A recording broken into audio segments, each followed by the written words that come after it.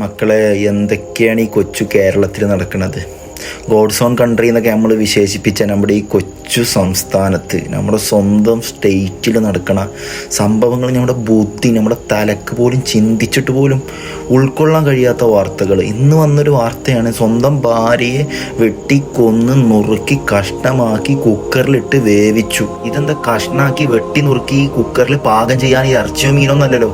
സ്വന്തം ഭാര്യയെ വെട്ടി നുറുക്കി കുക്കറിലിട്ട് വേവിച്ചു പറയുമ്പോൾ എല്ലാവിധ ലിറ്ററസിയും ബോധവും സംസ്കാരവും മറ്റുള്ള ഇന്ത്യയുടെ മറ്റുള്ള സംസ്ഥാനങ്ങളിലേക്ക് വെച്ച് നോക്കുമ്പോൾ എത്രയോ ടോപ്പ് ലെവലിലാണ് കേരളം കിടക്കുന്നത്. ഈ വകതിരിവും ഈ ബുദ്ധിയും വിവേകമുള്ള ഈ മനുഷ്യന്മാർ തന്നെയല്ലേ ഇത് ചെയ്തു കൂട്ടുന്നത്. നിരന്തരമായി ഡെയിലി പെർ ഡേ വെച്ചിട്ട് ഓരോ വെറൈറ്റി കേസുകളാണ് കേട്ടുകൊണ്ടിരിക്കുന്നത്. ഏതാനും ദിവസങ്ങൾക്ക് മുമ്പല്ലേ 25-കാരനായ ആശിക സ്വന്തം ഉമ്മയെ വെട്ടിക്കൊന്നത്.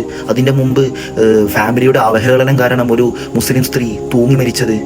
എന്തെല്ലാം കേസുകൾ. 2020 CAG റിപ്പോർട്ട് പ്രകാരം കേരളത്തിൽ നടക്കുന്ന കൊലപാതകങ്ങളും ആത്മഹത്യാ നിരക്കും 1,00,000 എടുത്തു നോക്കുകയാണെങ്കിൽ 1,00,000 പേരെ വെക്കുകയാണെങ്കിൽ അതിൽ 24.3%. അതേസമയം ദേശീയ ശരാശരി 10.22%.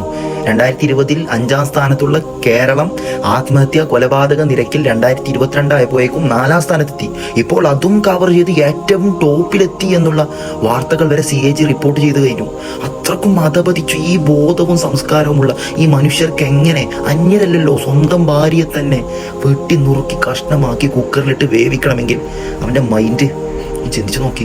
പരിശുദ്ധമായ ഖുർആനിൽ ഒരു ആയത്തുണ്ട്, യാ അയ്യുഹല്ലദീന ആമനു ഇന്നമൽ ഖംറു വൽ മൈസറു വൽ അൻസാബു വൽ അസ്ലാമു റിജ്സും മിൻ അമലി ശൈത്താൻ ഫജ്തനിബൂഹു ലഅല്ലകും തുഫ്ലിഹൂൻ.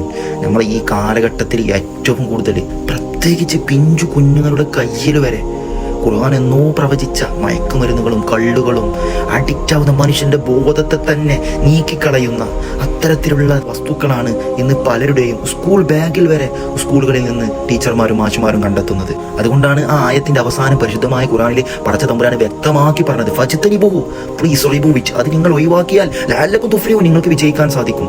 അത് കയ്യിലുണ്ടാവുന്ന കാലത്തോളം, അത് നമ്മുടെ ശരീരത്തിൽ ഉണ്ടാവുന്ന കാലത്തോളം നാം നമ്മളെയല്ല സ്വയത്തെ തന്നെ മറന്നുപോയി സ്വന്തത്തെ തന്നെ കുത്തി മലർത്തി അടിക്കുന്ന ഒരു ശരീരഭാഷയിലേക്ക്, ഒരു കോലത്തിലേക്ക്, ഒരു ചിന്തയിലേക്ക് നാം ഓട്ടോമാറ്റിക്കായി മാറിക്കൊണ്ടിരിക്കും. അത്തരം അഡിക്റ്റേഴ്സ് ഒക്കെ ഉണ്ടെങ്കിൽ പ്ലീസ്, സ്വന്തം ജീവനുകളാണ് നമുക്ക് ഓരോരുത്തർക്കും നഷ്ടപ്പെട്ടുകൊണ്ടിരിക്കുന്നത്. ഇന്നല്ലെങ്കിൽ ഉമ്മ, നാളെ ഭാര്യ, മറ്റന്ന പെങ്ങൾ, സ്വന്തം കുടുംബത്തിൽ തന്നെ ഓരോരുത്തരെയും കുത്തി മലർത്താൻ മനുഷ്യ ശരീരത്തിന് ഒരു സ്ഥാനവുമില്ലാത്ത, ഒരു ലെവലുമില്ലാത്ത, മനുഷ്യനെ തന്നെ മൃഗങ്ങളെ പോലെ കണ്ണിൽ കാണുന്ന ആ ഒരു രീതിയിലേക്ക് ഇന്നത്തെ മയക്കുമരുന്നുകളും മറ്റു ലഹരി ദ്രാവകങ്ങളും എത്തിച്ചുകൊണ്ടിരിക്കുകയാണ്.